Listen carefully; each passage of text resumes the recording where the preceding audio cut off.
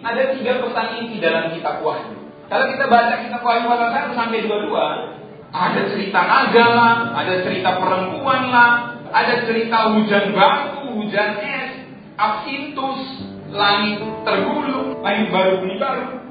Inti semua itu apa, Pak? Intinya yang pertama, selain sebagai surat penggembalaan, kitab Wahyu itu memuat sejarah kerajaan Allah. Itu yang saudara harus paham. Apa yang sudah pernah terjadi dahulu dan apa yang akan terjadi kemudian. Apa yang telah terjadi di sorga.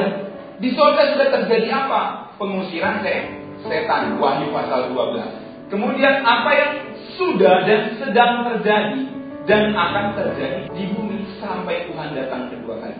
Ini yang disebut sejarah kerajaan. Itu kitab Wahyu. Jadi kalau baca kitab Wahyu jangan berpikir, oh ini nanti terjadi, ini nanti terjadi, ini nanti terjadi. Tidak semua nanti terjadi. Ada yang sudah terjadi. Dan yang sudah terjadi itu bisa sudah terjadi di sorga, bisa sudah terjadi di bumi. Jadi saudara harus nangkap, itulah kitab Wahyu, sejarah kerajaan Allah. Tidak heran juga dalam pengkanonan dia ditaruh paling terakhir. Sebab ini meringkas semua dari kejadian sampai kitab terakhir. Jadi dia ringkas semua dalam sebuah cerita-cerita simbolis.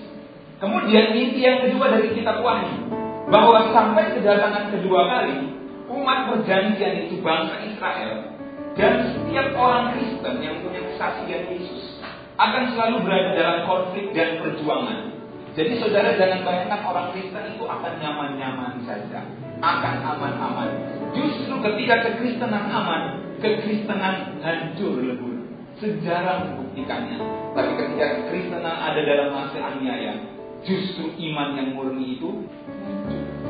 Jadi kalau ada di kitab Wahyu cerita-cerita naga memburu umat yang memegang hukum-hukum Allah, lalu memburu orang-orang yang punya kesaksian Yesus, maksudnya apa? Maksudnya naga ini atau kelompok antikris itu akan memburu orang Israel, orang Yahudi, dan memburu orang-orang Kristen.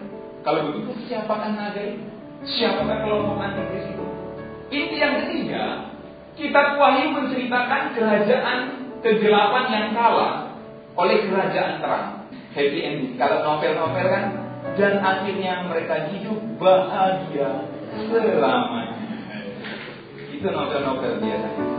Nah, Wahyu bukan novel, saudara, tetapi janji firman Tuhan bahwa penderitaan akan diganti dengan kemuliaan di langit baru dan bumi baru. Itulah inti kitab Wahyu.